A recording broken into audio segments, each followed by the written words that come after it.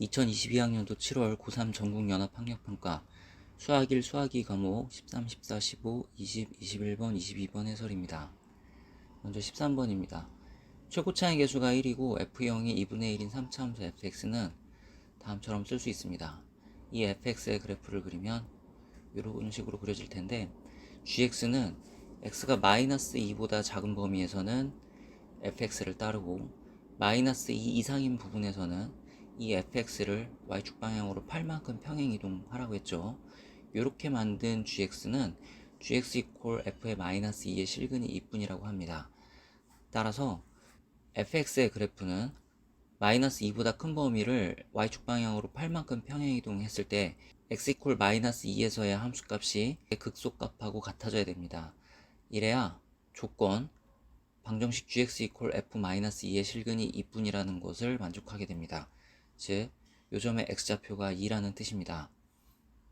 이 그림을 그대로 식으로 옮기면 f'2가 0이라는 것이고 f2 플러스 8 요 값이 마이너스 2에서의 f의 함수값과 같아지게 됩니다.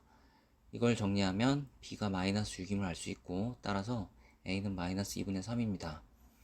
즉 f'x는 다음처럼 구해지고 인수분해하면 fx는 마이너스 1에서 극대값을 갖고 그때의 함수값은 4임을 알 수 있습니다. 그래서 정답은 3번입니다.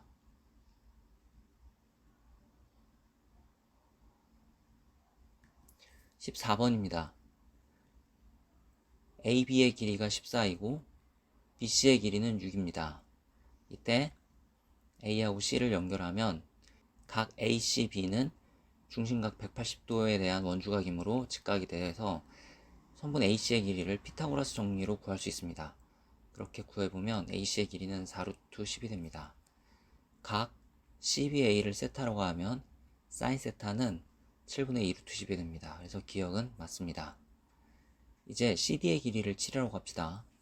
각 CDA는 파이 마이너스 세타고 AD의 길이를 x라고 하면 삼각형 ADC에서 코사인 법칙을 적용해서 다음 식을 쓸 수 있습니다.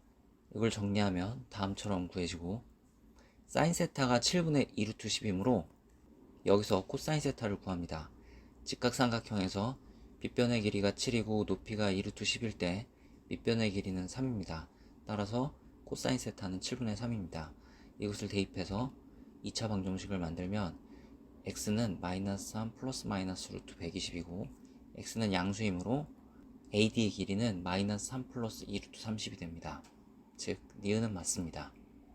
디귿 사각형 ABCD의 넓이는 삼각형 ABC 더하기 삼각형 ADC인데 이때 삼각형 ABC의 넓이는 고정이죠.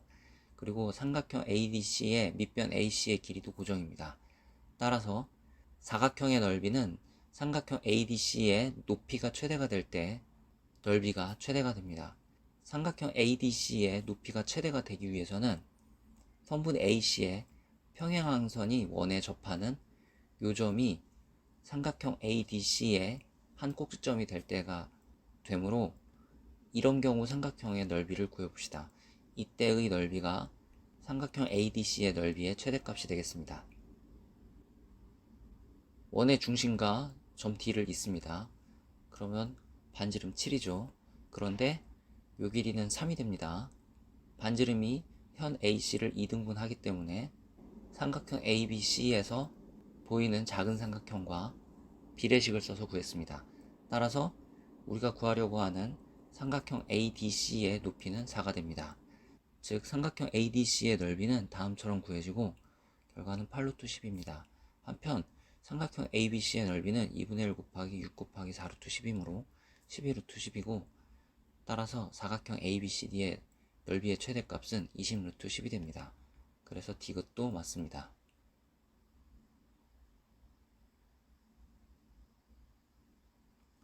15번입니다.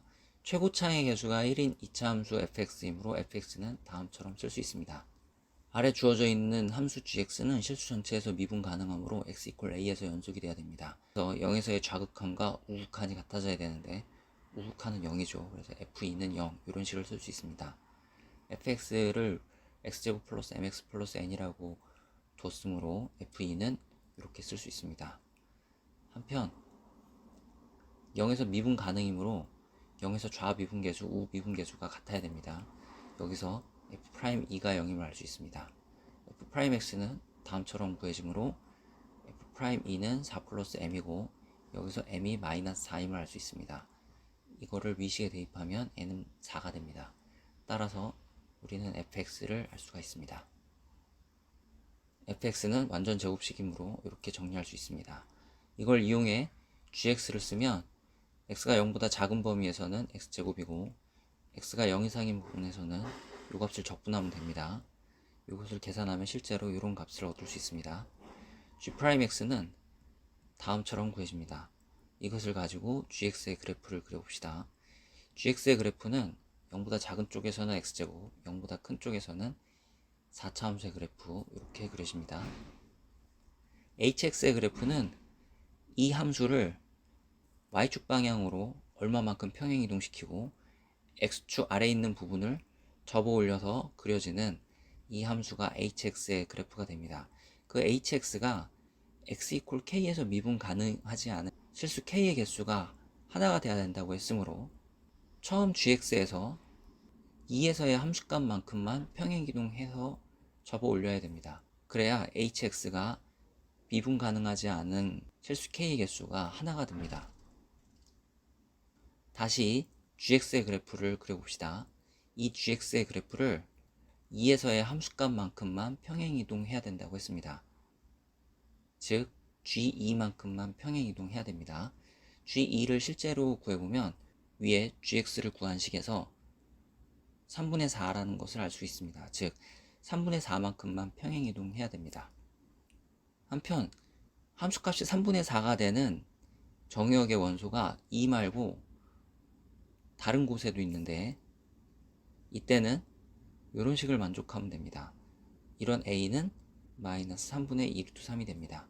즉 hx가 x = k에서 미분 가능하지 않은 실수 k의 개수가 하나가 되도록 하는 모든 a는 마이너스 3분의 2 루트 3과 2가 되겠습니다. 이것들의 곱은 마이너스 3분의 4 루트 3입니다. 그래서 정답은 1번입니다.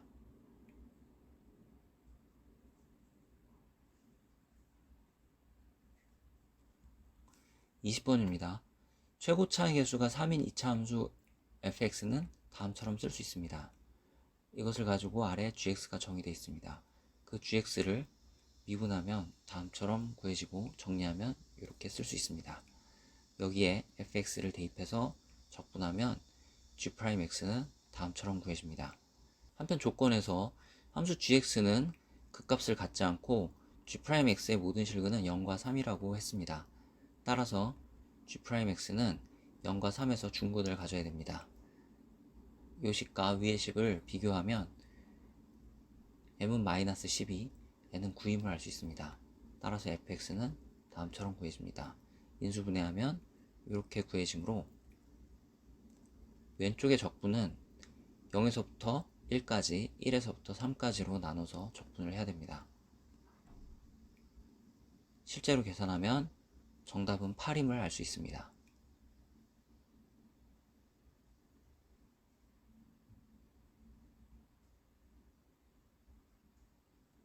21번입니다. 조건 가의 n에 1을 대입하면 이런 식을 얻을 수 있고 2를 대입하면 이런 식을 얻을 수 있습니다. 3을 대입하면 이런 식을 얻을 수 있습니다. 즉 두 항의 합이 17, 요 두 항의 합도 17이 돼야 됩니다. 요 두 항의 합도 17이 돼야 됩니다. 즉 인접한 두 항의 합이 17이 되는 수열 AN이 주어진 것입니다. 조건 나에서 n에 1을 대입하면 A1과 A2의 차가 1입니다. A2가 9라고 주어져 있으므로 첫 번째 항은 8이 될 수도 있고 10이 될 수도 있습니다. 그런데 조건 가에서 인접한 두 항의 합이 17이라고 했으므로 첫 번째 항은 8이 되어야 합니다.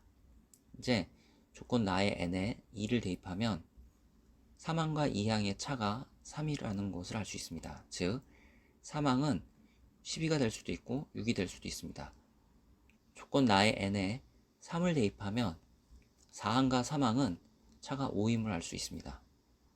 즉 3항이 12일 때 4항은 7이 될 수도 있고 17이 될 수도 있습니다. 3항이 6일 때 4항은 11이 될 수도 있고 1이 될 수도 있습니다. 이런 경우에 인접한 두 항의 합이 17이 되는 경우는 이런 경우밖에 없습니다. 그래서 3항은 6이고 4항은 11임을 알 수 있습니다. 또 조건 나에 n에 4를 대입하면 이런 식을 얻을 수 있습니다. 즉 4항과 5항의 차가 7입니다. 여기서 5항을 알 수 있는데 5항은 11과 차가 7이 돼야 되므로 4이거나 18 둘 중에 하나입니다. 조건 나의 n에 5를 대입하면 5항과 6항의 차가 9가 돼야 된다는 사실을 알 수 있고, 이런 조건에서 6항은 5항이 4일 때는 마이너스 5 또는 13, 5항이 18일 때는 9 또는 27이 돼야 됩니다. 그런데 인접한 두 항의 합이 17이 돼야 된다고 했으므로 가능한 경우는 이 경우가 되겠습니다. 따라서 5항은 4, 6항은 13이 됩니다. 이런 식으로 쭉 수열을 구해갑니다. 조건 나의 n에 6을 대입하면 6항과 7항의 차는 11이 돼야 되고 6항이 13이므로 7항이 될 수 있는 것은 2 또는 24가 됩니다. 조건 나의 n에 7을 대입하면 7항과 8항의 차는 13이 돼야 되고 8항은 마이너스 11 또는 15이고 7항이 24일 때는 8항은 11 또는 37이 돼야 됩니다. 그런데 인접한 두 항의 합이 17이라고 했으므로 7항은 2, 8항은 15가 돼야 됩니다. 한 번 더 해봅시다. 조건 나의 n에 8을 대입하면 8항과 9항의 차는 15가 돼야 되고, 이런 경우 9항은 0 또는 30이 돼야 됩니다. 조건 나의 n에 9를 대입하면 9항과 10항의 차는 17이 돼야 되고, 9항이 0일 때 10항, 9항이 30일 때 10항을 구할 수 있습니다. 이렇게 구한 값들의 두 항의 합이 17이 되기 위해서는 10항은 17이 돼야 됩니다. 우리가 구해야 되는 것은 이 값인데, 이 값은 2항, 4항, 6항, 8항, 10항 쭉 해서 20항까지의 합입니다. 왼쪽의 수열에서 2항은 9, 4항은 11, 6항은 13, 8항은 15, 10항은 17임을 알 수 있죠. 즉 우리가 구해야 하는 것은 첫째 항이 9고 공차가 2이며 항의 개수가 10개인 등차 수열의 합임을 알 수 있습니다. 그래서 등차 수열의 합의 공식에 따라서 계산을 하면 정답은 180이 됩니다.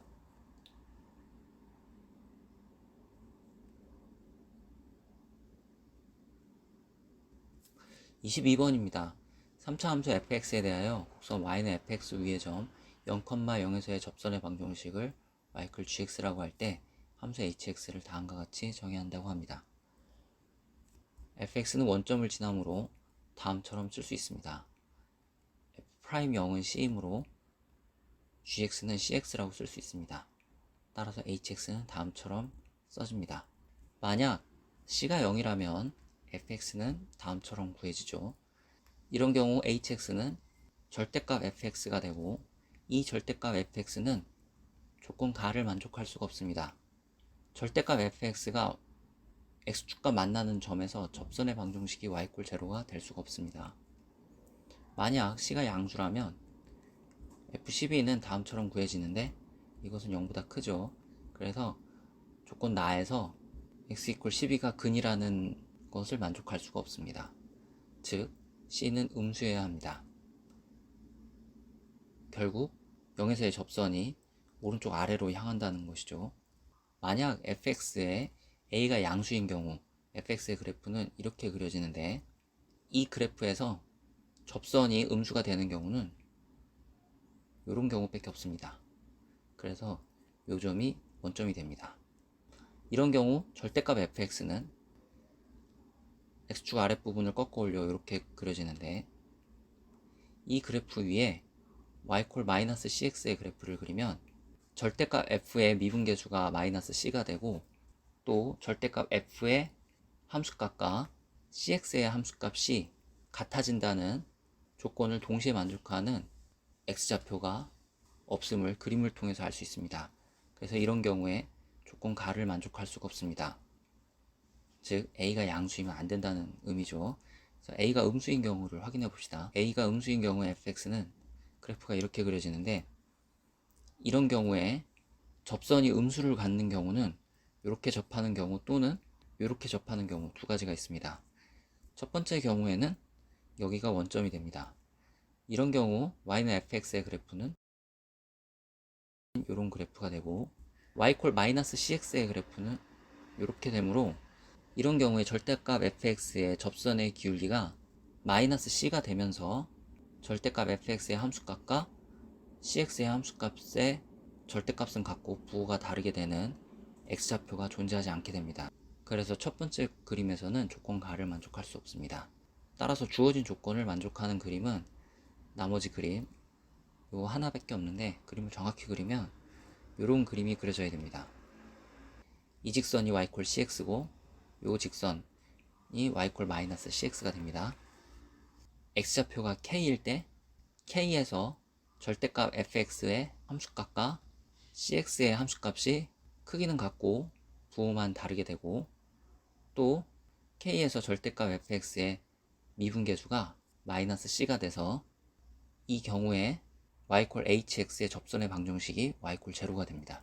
또 x=12에서 y=gx의 함수값과 y=fx의 함수값이 같아져서 절대값 f12의 값과 g의 12의 값은 크기는 같고 부호가 달라져 hx는 x=12에서 근을 갖는다는 것이 설명이 됩니다. 그림에서 보면 fx와 -cx는 x=0에서 만나고 x=k에서 접하는 것을 확인할 수 있습니다. 그래서 다음 식을 쓸 수 있고, fx와 cx의 그래프는 x=0에서 접하고 x=12에서 만남으로 다음의 식을 쓸 수 있습니다. 이 두 식을 변변 빼면 이런 식을 얻을 수 있습니다. 왼쪽은 1차식이고 오른쪽도 1차식이 되어야 하므로 여기서 k가 6임을 알 수 있고, k=6을 왼쪽에 대입하면 다음 식을 쓸 수 있습니다. 따라서 c는 18a가 됩니다. 위에 fx에 지금까지 구한 값들을 대입하면 다음처럼 쓸 수 있고, 이것을 정리하면 이렇게 정리할 수 있습니다. 조건에 h3은 -2분의 9라고 했으므로 f3을 구해봅니다. f3은 -27a인데 a가 음수이므로 이 값은 양수가 되죠. h3은 이렇게 구해지는데 f3은 -27a고 c가 18a이므로 대입해서 정리하면 27a가 됩니다. 이 값이 -2분의 9이므로 a는 -6분의 1이 됩니다. 그래서 우리는 c의 값도 알았습니다. 완벽한 fx를 알았으므로 f6과 f11을 구할 수 있고 h6과 h11도 구할 수 있습니다. 이때 c=-3이라는 사실을 적용했습니다. k가 6이고 지금까지 구한 값들을 대입해서 계산하면 정답은 121임을 알 수 있습니다.